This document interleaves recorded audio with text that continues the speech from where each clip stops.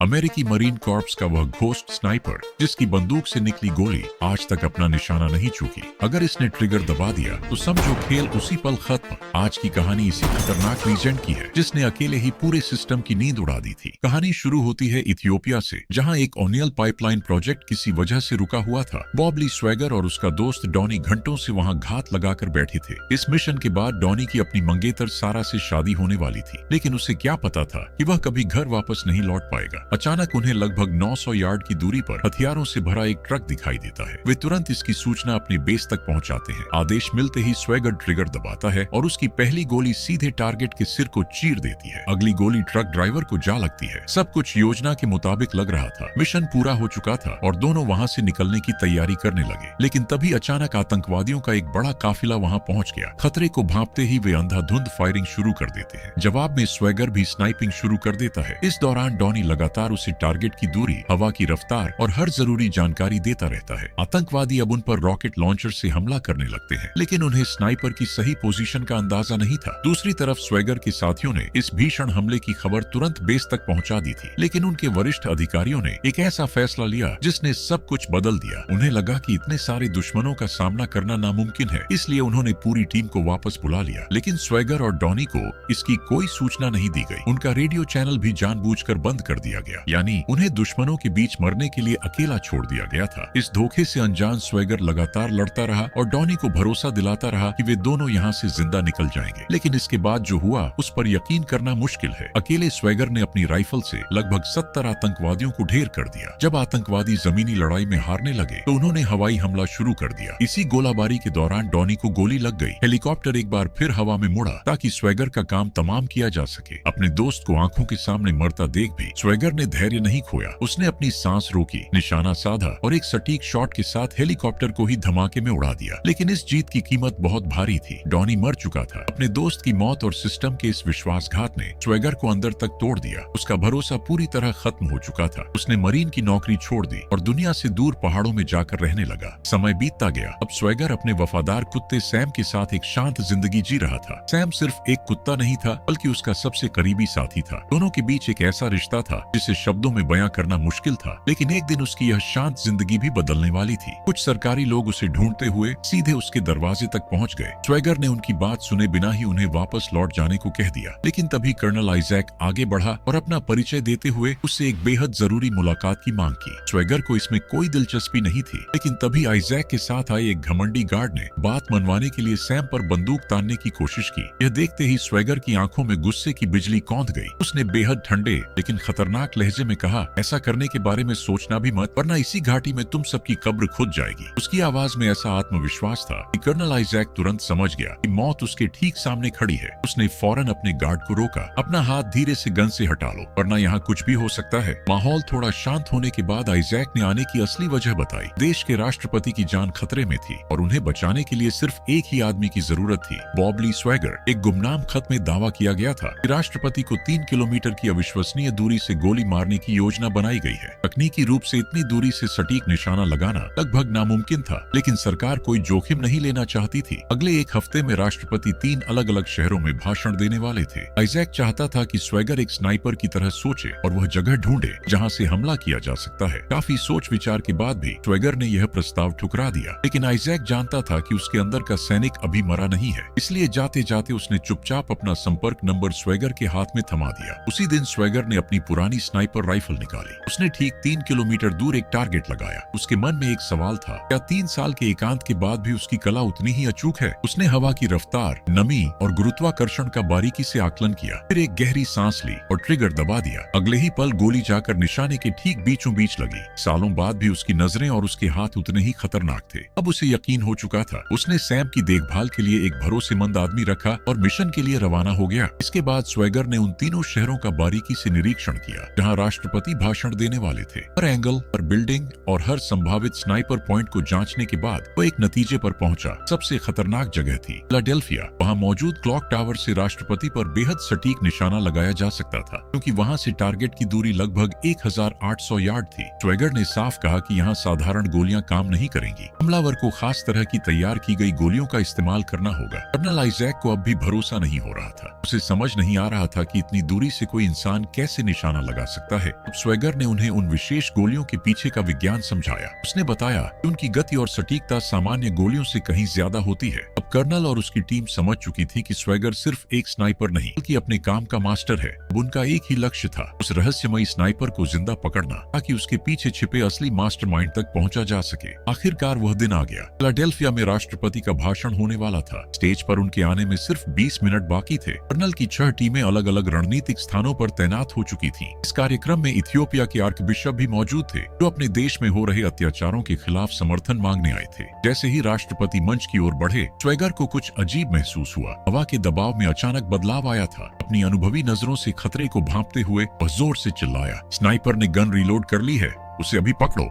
लेकिन वहां जो हो रहा था वह किसी और ही साजिश का हिस्सा था। अगले ही पल अज्ञात स्नाइपर ने गोली चला दी और उसी समय पास खड़े एक पुलिस अधिकारी ने धोखे से स्वेगर पर फायरिंग कर दी। 2 गोलियां लगने के बावजूद स्वेगर ने हार नहीं मानी। उसने खिड़की तोड़ी और नीचे छलांग लगा दी। कर्नल के लोग उस पुलिस वाले पर चिल्लाने लगे, लेकिन आइजैक को पूरा यकीन था कि घायल स्वेगर ज्यादा देर तक नहीं बच पाएगा। मगर स्वेगर अभी भी खेल में था। उसने तेजी से एक अधिकारी की गन छीनी, उसे हथकड़ी लगाकर बांध दिया और कहा, मैंने राष्ट्रपति को नहीं मारा, मुझे फंसाया जा रहा है। इसके बाद वह उसी अधिकारी की कार लेकर वहां से फरार हो गया। एक तरफ सुरक्षा एजेंसियां असली स्नाइपर को ढूंढ रही थीं और दूसरी तरफ कर्नल आइजैक के लोग एक नकली क्राइम सीन तैयार कर रहे थे। ऐसा जाल बिछाया जा रहा था जिसमें पूरी दुनिया की नजरों में सिर्फ एक ही आदमी अपराधी साबित होने वाला था, बॉब ली स्वेगर। कर्नल आइजैक के लोगों ने साजिश को पूरा करने के लिए एक आखिरी चाल चली। उन्होंने जानबूझकर स्वेगर की पुरानी स्नाइपर राइफल फर्जी क्राइम सीन पर रख दी ताकि पूरी दुनिया की नजरों में वही अपराधी साबित हो सके। अब राष्ट्रपति की हत्या की साजिश का पूरा इल्जाम स्वेगर के सिर मढ़ने की तैयारी पूरी हो चुकी थी। उधर फिलाडेल्फिया के आसमान में FBI के हेलीकॉप्टर मंडरा रहे थे। जैसे ही उस भ्रष्ट पुलिस अधिकारी ने स्वेगर की लोकेशन लीक की, पुलिस की दर्जनों गाड़ियां उसकी तरफ टूट पड़ी। लेकिन इस वक्त स्वेगर की सबसे बड़ी दुश्मन पुलिस नहीं बल्कि उसका अपना शरीर था। 2 गोलियां लगने की वजह से उसका खून तेजी से बह रहा था। वह तुरंत एक कार वॉश के अंदर घुस गया। वहाँ उसने कार की सीट फाड़ी, डिक्की से सामान निकाला और किसी तरह खून रोकने का अस्थायी इंतजाम कर लिया। लेकिन तभी रेडियो पर खबर चल गई कि संदिग्ध को एक कार वॉश में देखा गया है। ये सुनते ही स्वेगर वहां से निकल पड़ा, मगर इस बार किस्मत उसके साथ नहीं थी। पुलिस की नजर उस पर पड़ चुकी थी। कुछ ही सेकंड में दर्जनों पुलिस गाड़ियां शिकारी भेड़ियों की तरह उसके पीछे लग गईं। स्वेगर गलियों और सड़कों पर उन्हें काफी देर तक छकाता रहा, लेकिन तभी उसकी कार एक ट्रक से बुरी तरह टकरा गई। कार रुक चुकी थी, सामने पुलिस का घेरा था और पीछे रेलवे क्रॉसिंग। ऐसा लग रहा था कि अब बच निकलना नामुमकिन है, लेकिन स्वेगर हार मानने वालों में से नहीं था। उसने कार को रिवर्स में डाला और पूरी रफ्तार से रेलवे बैरियर तोड़ दिया। अगले ही पल उस पर सैकड़ों गोलियां बरसने लगी, लेकिन वह कार समेत सीधे पास के तालाब में जा गिरा। FBI ने पूरा तालाब खंगाल डाला, गोताखोर बुलाए गए, हर इंच की तलाशी ली गई, लेकिन स्वेगर का कहीं कोई निशान नहीं मिला, क्योंकि हकीकत कुछ और थी। स्वेगर चालाकी से एक ड्रेजिंग बार्ज के निचले हिस्से से लटककर वहां से बहुत दूर निकल चुका था। हालांकि उसकी हालत लगातार बिगड़ती जा रही थी। अब वह ठीक से चल भी नहीं पा रहा था, सांसें टूटने लगी थीं। उसे समझ आ गया था कि अगर जल्द इलाज नहीं हुआ तो वह ज्यादा देर जिंदा नहीं रहेगा। इसलिए उसने एक कार चुराई और मदद की तलाश में निकल पड़ा। दूसरी तरफ FBI स्पेशल एजेंट निक मेम्फिस से पूछताछ चल रही थी। यही वह एजेंट था जिसे हथकड़ी लगाकर स्वेगर भाग निकला था। निक ने साफ शब्दों में कहा कि स्वेगर कोई आम आदमी नहीं है, वह एक पूर्व मरीन स्नाइपर कमांडो है जिसकी फुर्ती और ट्रेनिंग का मुकाबला करना लगभग नामुमकिन है। पूछताछ के दौरान निक ने एक अहम बात बताई। उसके मुताबिक हथकड़ी लगाते समय स्वेगर बार बार एक ही बात कह रहा था, मैंने राष्ट्रपति को गोली नहीं मारी, ये सब टिमन्स का प्लान है। टिमन्स वही भ्रष्ट पुलिस अधिकारी था जिसने स्वेगर पर गोलियां चलाई थीं।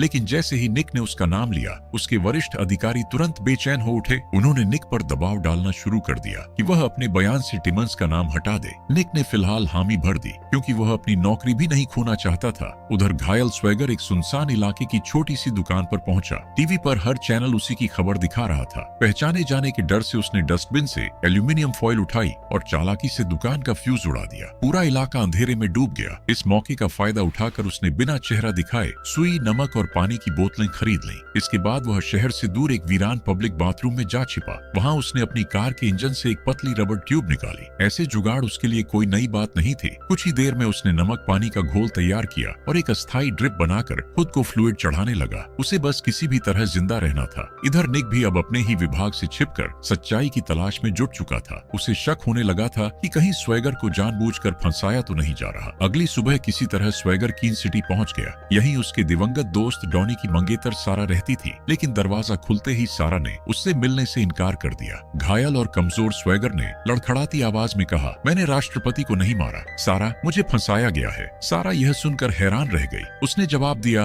राष्ट्रपति नहीं मरे, इथियोपिया के आर्कबिशप की हत्या हुई है। ये सुनते ही स्वेगर के पैरों तले जमीन खिसक गई। उसे पहली बार एहसास हुआ कि असली निशाना राष्ट्रपति नहीं थे। अपनी जान बचाने के लिए उसने सारा से मदद मांगी। उसने कहा कि अगर जल्द उसके शरीर से गोलियां नहीं निकाली गई तो वह मर जाएगा। डॉनी ने कभी उसे बताया था कि सारा ने नर्सिंग की ट्रेनिंग ली हुई है। सारा आखिरकार मदद के लिए तैयार हो गई, लेकिन उसके पास ऑपरेशन के लिए जरूरी सामान नहीं था। तब स्वेगर ने उसे एक लंबी सूची थमा दी और सख्त हिदायत दी कि सारा हर सामान अलग अलग दुकानों से खरीदे ताकि किसी को शक न हो। उधर निक रात भर फाइलें खंगालता रहा और आखिरकार उसे स्वेगर के अतीत से जुड़ी एक ऐसी जानकारी मिली जिसने पूरे केस की दिशा बदल दी। उसने अपनी साथी गैलेंडो को बताया कि एक शूटिंग प्रतियोगिता में स्वेगर ने 1000 यार्ड की दूरी से एक ही निशाने पर लगातार 5 शॉट मारे थे। ऐसे आदमी का निशाना लगभग कभी नहीं चूकता। फिर आखिर 2.5 फीट की दूरी से चली गोली राष्ट्रपति को छोड़कर आर्कबिशप को कैसे लग सकती थी? यह बात किसी भी तरह समझ नहीं आ रही थी। निक को टिमन्स के बयान में भी कई खामियां दिखाई देने लगी। टिमन्स का दावा था कि उसने खिड़की से राइफल की नली देखी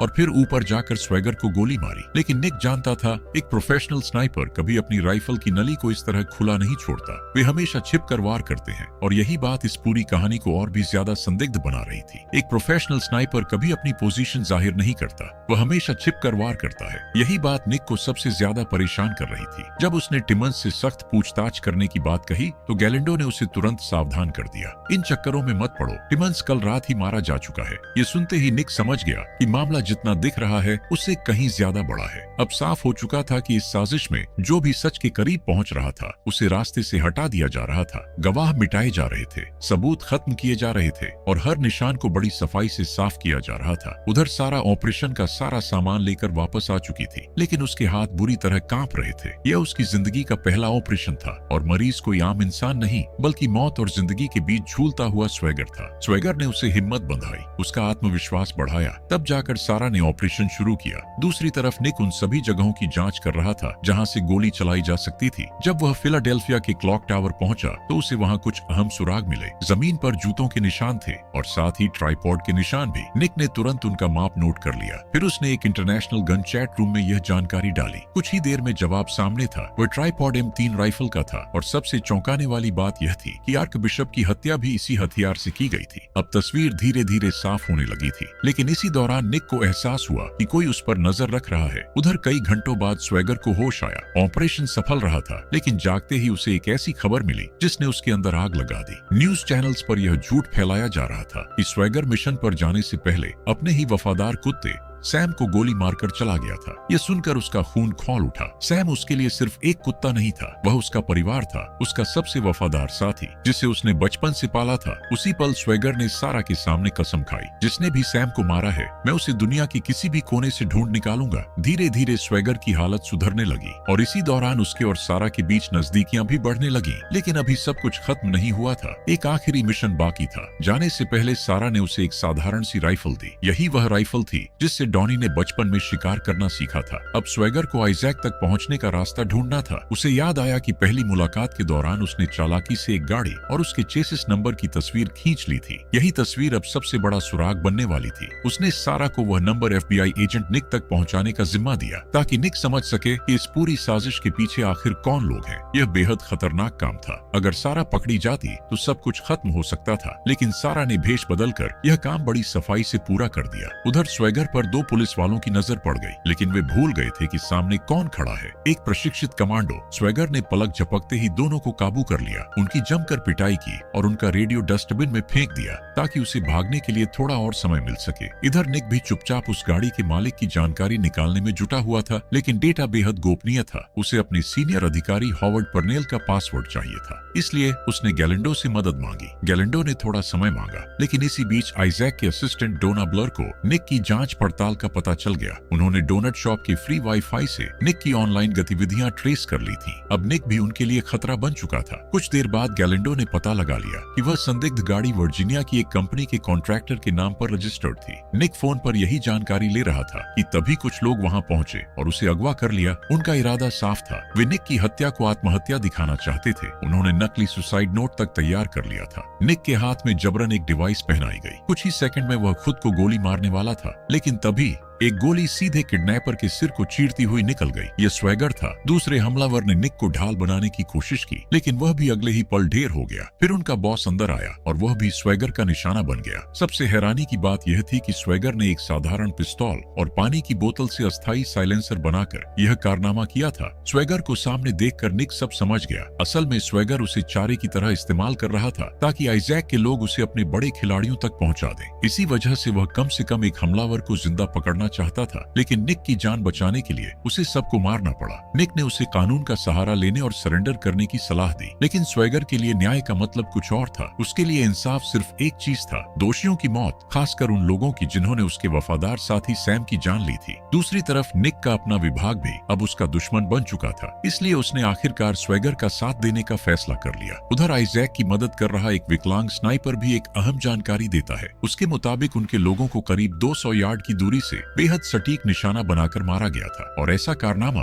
सिर्फ एक आदमी कर सकता था, बॉब ली स्वैगर, यानी वह अभी भी जिंदा था। इसी बीच डोना ब्लर को भी एक बड़ा सुराग मिला। उसे पता चला कि स्वैगर हर साल अपने दिवंगत दोस्त डॉनी की पुण्यतिथि पर उसकी मंगेतर सारा को फूल भेजता था, और सारा कीन सिटी में रहती थी, वही शहर जहां स्वैगर आसानी से पहुंच सकता था। बस फिर क्या था, सुराग मिलते ही आइजैक ने अपने सबसे खतरनाक आदमी जैक को कीन सिटी रवाना कर दिया, जबकि दूसरी तरफ स्वैगर दुनिया के सबसे बेहतरीन स्नाइपर्स की जानकारी जुटाने के लिए टेनेसी पहुंच चुका था, क्योंकि अब उसे उस असली शूटर को ढूंढना था जिसने पूरी दुनिया को धोखे में रखा हुआ था। वहां उसकी मुलाकात एक ऐसे प्रोफेसर से हुई जिसने दुनिया के सबसे खतरनाक स्नाइपर्स के बारे में सालों तक रिसर्च की थी। उसी से स्वैगर को उन चुनिंदा निशानेबाजों के नाम पता चले जो फिलाडेल्फिया जैसा नामुमकिन शॉट लगा सकते थे। प्रोफेसर ने पहला नाम खुद स्वैगर का लिया। हैरानी की बात यह थी कि उसने कभी स्वैगर को देखा तक नहीं था, फिर भी उसकी ख्याति दुनिया भर में फैली हुई थी। दूसरा नाम एक रूसी स्नाइपर का था जो कई सालों से जेल में बंद था, लेकिन तीसरा नाम सुनते ही माहौल बदल गया। वह एक ऐसा खूंखार स्नाइपर था जो अपने शिकार को सीधे मारता नहीं था, पहले उसे घायल करता, फिर मदद के लिए आने वालों को एक एक करके मौत के घाट उतार देता था। इसी वजह से उसके दुश्मनों की लंबी फहरिस्त बन गई थी। आखिरकार उसका ठिकाना ढूंढ लिया गया और पूरी 6 मंजिला इमारत को विस्फोट से उड़ा दिया गया। हालांकि आज भी कुछ लोग मानते थे कि वह उस धमाके से बच निकला था। जैसे ही उसका नाम सामने आया,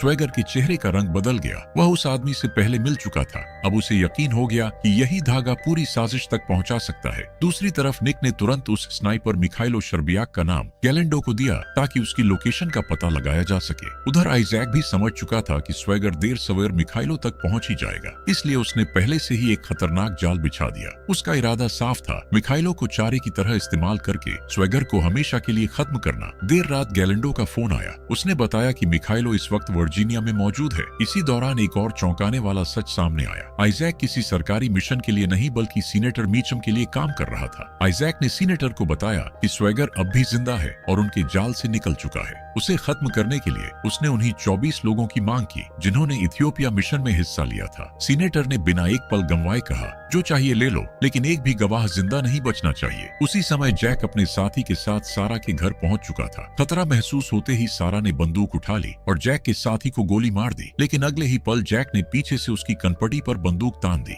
उसने सारा को बेरहमी से पीटा, उससे बदसलूकी की और स्वैगर का ठिकाना जानने की कोशिश की, लेकिन तमाम यातनाओं के बावजूद सारा ने एक शब्द तक नहीं बोला। उधर स्वैगर और निक वर्जीनिया में मिखाइलो के फार्म हाउस तक पहुंच चुके थे। निक को लगातार शक था कि यह पूरा मामला एक जाल हो सकता है। स्वैगर को भी खतरे का अंदाजा था, लेकिन वह यह जानना चाहता था कि आखिर इस खेल का असली मास्टरमाइंड कौन है। दोनों बाजार गए और बम बनाने के लिए जरूरी सामान खरीद लाए। स्वैगर ने घरेलू चीजों की मदद से नेपाम और पाइप बम तैयार कर दिए। साथ ही उसने निक को फटाफट स्नाइपर ट्रेनिंग देकर एक काम चलाऊ निशानेबाज भी बना दिया। अब सबसे बड़ा सवाल था, क्या वे मिखाइलो तक पहुंच पाएंगे? फार्म हाउस के चारों तरफ हथियारबंद गार्ड्स तैनात थे। तभी एक गार्ड स्वैगर की तरफ बढ़ा। पलक झपकते ही स्वैगर ने उसे चुपचाप खत्म कर दिया। फार्म के बीचों बीच एक सूखी नहर थी। स्वैगर उसी के अंदर छिपकर आगे बढ़ने लगा और रास्ते भर बम लगाता गया। दूसरी तरफ निक ऊंचाई पर बैठा हर गार्ड की लोकेशन उसे बता रहा था। एक गार्ड को जब नहर पर शक हुआ और उसने अंदर झांकने की कोशिश की, तब भी स्वेगर ने बिना शोर किए उसे मौत के घाट उतार दिया। थोड़ा आगे बढ़ने पर उसने देखा कि मिखाइलो खुद अपने आदमियों को सतर्क रहने का आदेश दे रहा है। कुछ ही सेकंड बाद उसका एक और गार्ड स्वेगर का शिकार बन चुका था। स्वेगर लगातार आगे बढ़ता रहा। उसने छत पर तैनात गार्ड को भी खत्म कर दिया। अब आखिरकार मिखाइलो उसकी गन की रेंज में था। स्वेगर ने सीधे सवाल दागे,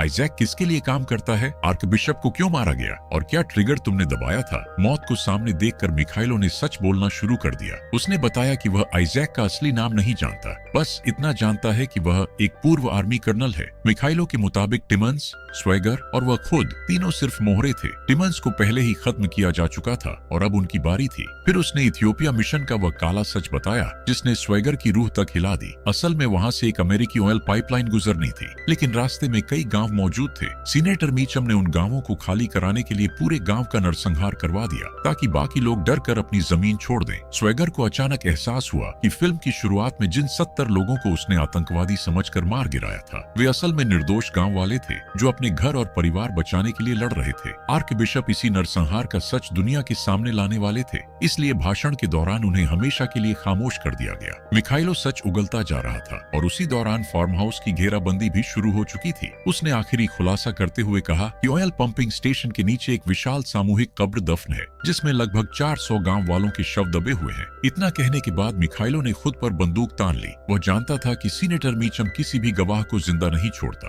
और अगले ही पल उसने खुद को गोली मार ली। आखिर आर्कबिशप को क्लॉक टावर से गोली उसी ने मारी थी। उधर फार्म हाउस के बाहर हालात तेजी से बिगड़ रहे थे। हमलावर दीवारें फांदकर अंदर घुसने लगे थे। हालांकि एक अच्छी बात यह थी कि उन्हें अब तक निक की असली लोकेशन का अंदाजा नहीं था। निक ऊंचाई पर छिपा बैठा हर सेकंड की जानकारी स्वेगर तक पहुंचा रहा था। जैसे ही हमलावर घर के अंदर दाखिल हुए, स्वेगर ने उन पर गोलियों की बारिश शुरू कर दी। साथ ही उसने पूरे घर में पहले से पाइप बम लगा रखे थे। उसने निक को आदेश दिया कि उसके इशारे पर पहले पाइप बम उड़ाने हैं और फिर गैस में आग लगानी है। कुछ ही देर में दुश्मन पूरी तरह जाल में फंस गए। निक ने बटन दबाया और जोरदार धमाके के साथ पाइप बम फट पड़े। जो लोग बच गए उन्हें स्वेगर ने अपनी सटीक गोलियों से खत्म कर दिया। फायरिंग करते हुए स्वेगर घर से सुरक्षित दूरी पर पहुंच गया। अगले ही पल नेपाम का भयंकर विस्फोट हुआ जिसने बाकी हमलावरों को भी मौत के घाट उतार दिया। लेकिन लड़ाई अभी खत्म नहीं हुई थी। अचानक आसमान से हेलीकॉप्टरों ने हमला शुरू कर दिया। गोलियों की बौछार के बीच स्वेगर और निक बुरी तरह फंस चुके थे। ऐसा लग रहा था कि अब बचना नामुमकिन है। तभी स्वेगर की नजर पास रखे एक विशाल गैस टैंक पर पड़ी। उसने सही मौके का इंतजार किया। जैसे ही हेलीकॉप्टर उस टैंक के ऊपर आया, स्वेगर ने ट्रिगर दबाया। अगले ही सेकंड गैस टैंक भयंकर धमाके के साथ फट पड़ा। विस्फोट इतना जबरदस्त था कि हेलीकॉप्टर सीधे उसकी चपेट में आ गया और हवा में ही क्रैश हो गया। किसी तरह स्वेगर और निक वहां से जिंदा निकलने में कामयाब रहे। इसके बाद निक ने हॉवर्ड को फोन किया और बताया कि उसने स्वेगर को पकड़ लिया है, लेकिन वह तभी सामने आएगा जब उसे पूरी सुरक्षा की गारंटी मिलेगी। इससे पहले कि कॉल ट्रेस हो पाता, उसने फोन काट दिया। तभी आइजैक का फोन आया। उसने धमकी दी कि सारा उसके कब्जे में है, लेकिन इस बार स्वेगर भी पूरी तैयारी के साथ आया था। उसने मिखाइलो की वो रिकॉर्डिंग सुनाई जिसमें इथियोपिया नरसंहार का पूरा सच कैद था। स्वेगर ने साफ कहा कि वह यह सौदा सीधे सीनेटर मीचम के सामने करेगा। अब किसी भी तरह के धोखे की गुंजाइश नहीं होनी चाहिए। मुलाकात की जगह भी स्वेगर ने खुद तय की और आइजैक के पास इसे मानने के अलावा कोई दूसरा रास्ता नहीं था। कुछ ही समय बाद आइजैक सारा को लेकर तय जगह पर पहुंच गया। चारों तरफ बर्फ से ढके पहाड़ थे और पूरा इलाका सुनसान पड़ा था। फिर हेलीकॉप्टर से सीनेटर मीचम भी वहां पहुंच गए।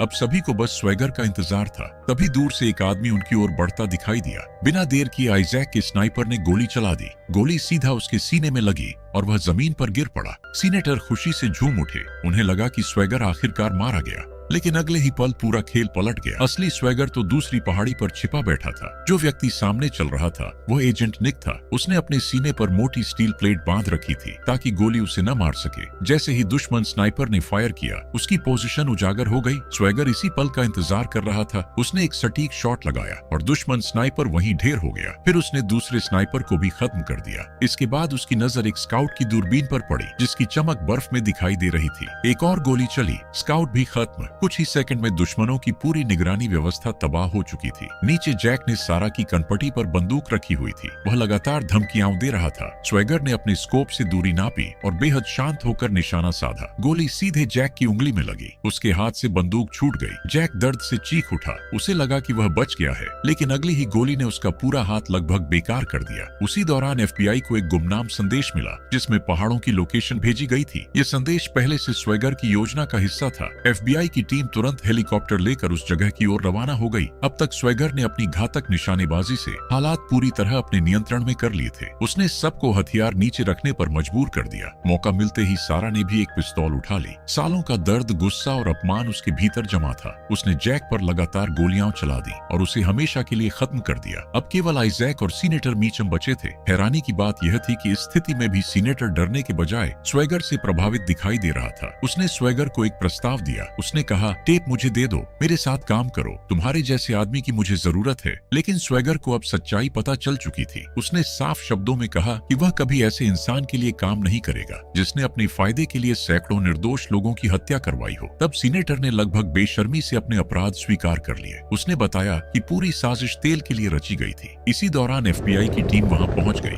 सबको लगा कि अब आखिरकार न्याय होगा, लेकिन स्वेगर को व्यवस्था पर कोई भरोसा नहीं था। वह जानता था कि यदि रिकॉर्डिंग अधिकारियों के हाथ लग गई तो वे सच्चाई दबाने के लिए फिर कोई नया खेल खेलेंगे। इसलिए उसने सबके सामने वह रिकॉर्डिंग जला दी। रिकॉर्डिंग जलते ही नरसंहार का सबसे बड़ा सबूत खत्म हो गया। FBI ने सभी को हिरासत में लिया और स्वेगर को भी पूछताछ के लिए ले जाया गया। बाद में एक विशेष सुनवाई में स्वेगर ने साबित कर दिया कि जिस राइफल से उसे फंसाया गया था वह उस समय गोली चला ही नहीं सकती थी, क्योंकि उसकी फायरिंग पिन पहले से निकाली हुई थी। अब यह साफ हो चुका था कि उसे फंसाया गया था। फिर भी राजनीतिक दबाव इतना मजबूत था कि आइजैक और सीनेटर के खिलाफ कोई कार्रवाई नहीं हुई।